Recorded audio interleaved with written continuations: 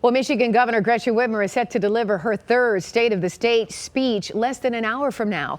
It comes as Republicans in the Michigan House want to tie billions of dollars in federal funding for schools to cutting some of the governor's pandemic powers. 7 Action News reporter Brian ABEL shows us politics is the last thing the schools need right now. What do you believe the state of our schools is right now?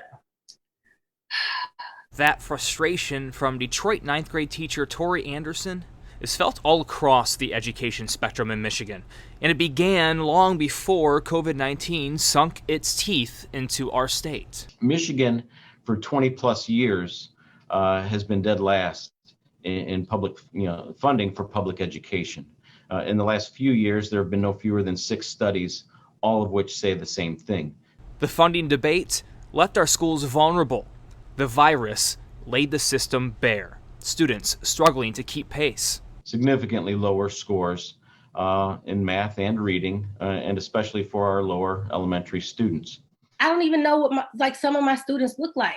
If I saw them in the grocery store, I wouldn't know who they are. They're isolated. Nobody's okay just interacting with a computer screen all day. I'm 35 years old and I'm not okay. Pressure on students and teachers, worried about their protection from COVID and more. Pressure from the top down. We've got standardized assessments still to worry about. And so as much as teachers want to focus on, our students, social, emotional, overall well-being, there's still the pressure of, spring assessments looming over our heads. The pandemic disrupting higher education too. Lower admission levels, fewer community college transfers, more student aid needed.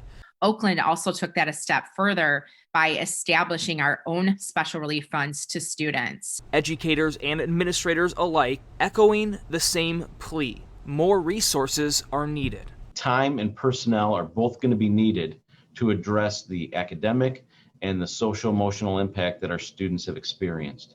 And time and personnel comes at a significant cost. And like so much of the state, the fastest path to recovery is the vaccine. But that's a problem for educators because of the short supply. There's usually a short notice for teachers, and they can't drop everything on a dime to go get that vaccine because students are relying on them. Carolyn? You're right about that. Thank you so much, Brian.